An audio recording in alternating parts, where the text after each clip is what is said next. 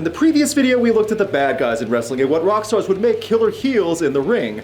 This time, we look at the people we want to cheer for. In part 2 of a ridiculous, random, and not serious series, let's look at rock stars who would make great face wrestlers.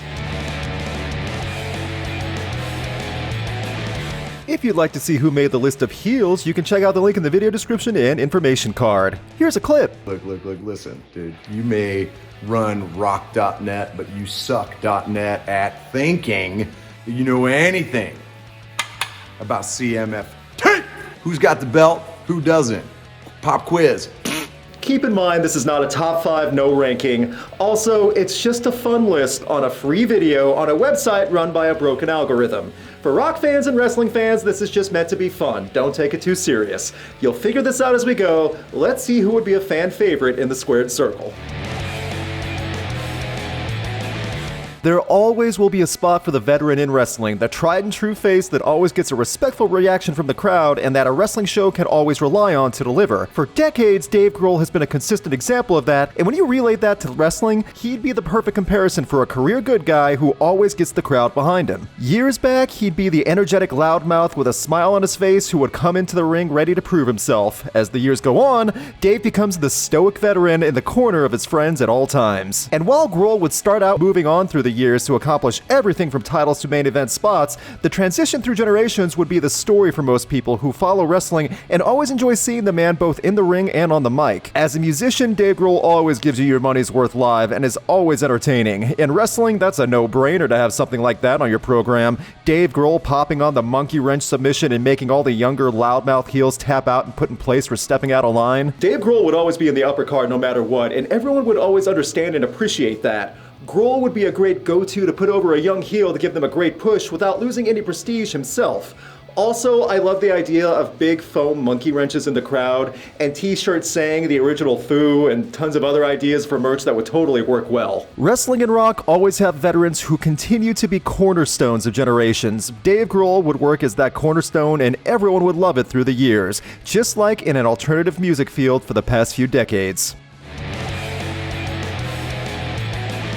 It helps to have a frontman who knows how to seriously fight, and Matt Heafy from Trivium checks a lot of boxes as an extremely talented musician that knows how to command a crowd to form a massive pit, but also has legitimate martial arts training under his belt. This catastrophist would be a threat to anyone and a joy to see for wrestling fans who love the sports side of pro wrestling. Having credibility is important in suspension of disbelief through pro wrestling, and an MMA fanatic with his own jiu-jitsu rank gives instant legitimacy that a good face can rely on no matter who he's against. Kichi Chaos would reign supreme. It would also make a great chant from the crowd as he mounts a huge comeback against someone bigger in stature. Heafy would seem stoic, but when he finally does have the mic, you hear a lot of personality and a sense of humor behind him, only adding to the mystique. Matt could pick up his opponent for ascendancy, a standing submission lock making his opponent scream for the afterlife, while an intense Heafy pounds the mat and calls for a pit to open up in the crowd as he rushes in to celebrate. Heafy would be the technician in the ring that doesn't have to say a ton when someone gets in his face, rather he just swings him around and makes him tap out in under 5 seconds. That type of presence and ability is needed and makes a different type of face that stands out, along with being someone with a good look and killer tattoos. Seriously, he is covered in art.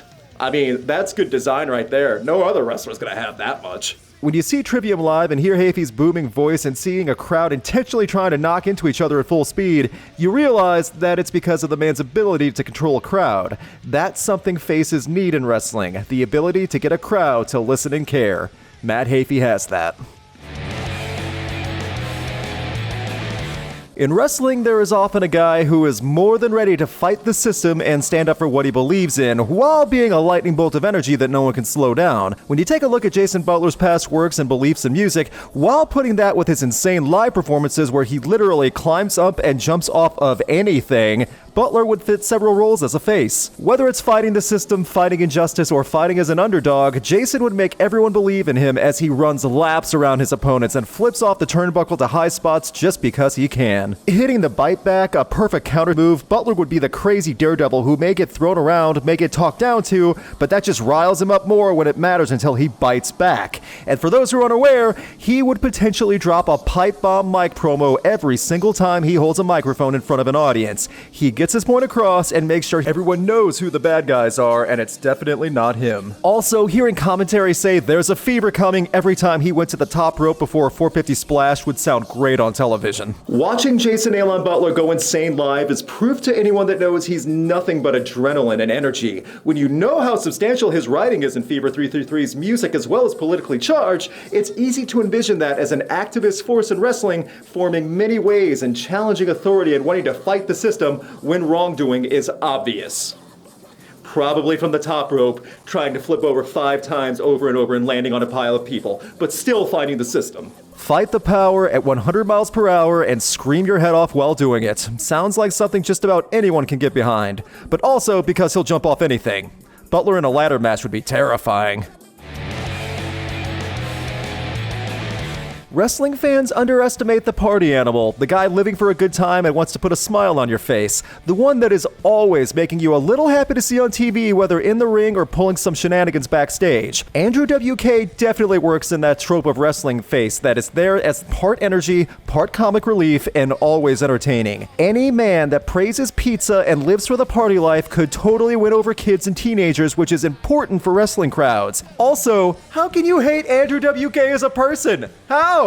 It's not possible. He will always be cherished. Think of it as Andrew WK, life of the party, going against an always angry Mr. Serious Grump in the ring. It would totally work with Andrew WK hitting the party foul, a big top rope splash onto a grouch of a heel, Andrew WK then headbanging and high kicking after every match he wins. Also after every match is a sportsmanlike handshake and an invite to a big pizza party and catering backstage, filled with smiles and fun and probably a lot of loud heavy music. The wholesomeness would be off the charts. Seriously, how has this not happened yet? Why hasn't WWE or AEW or another company reached out to the man for a celebrity cameo? This is a no-brainer. Everyone would end up loving it no matter what he did. I love the idea of wrestling fans all wearing the bloody nose t-shirts while chanting "Party" as Andrew WK hulks up in a match. Andrew WK's entrance is party hard, blasting while he runs around high-fiving anyone in the front row, and the announcer's trying to call the match, but they're having too much fun with how wild the crowd is and wanting to go to a pizza party.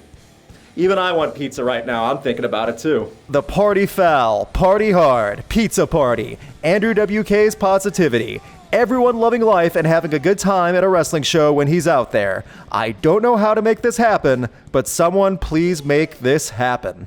Before we get to the final entry, please hit the like button below if you've been enjoying this video so far. Thank you. All right, time for one more good guy, and in this case, it's an awesome woman.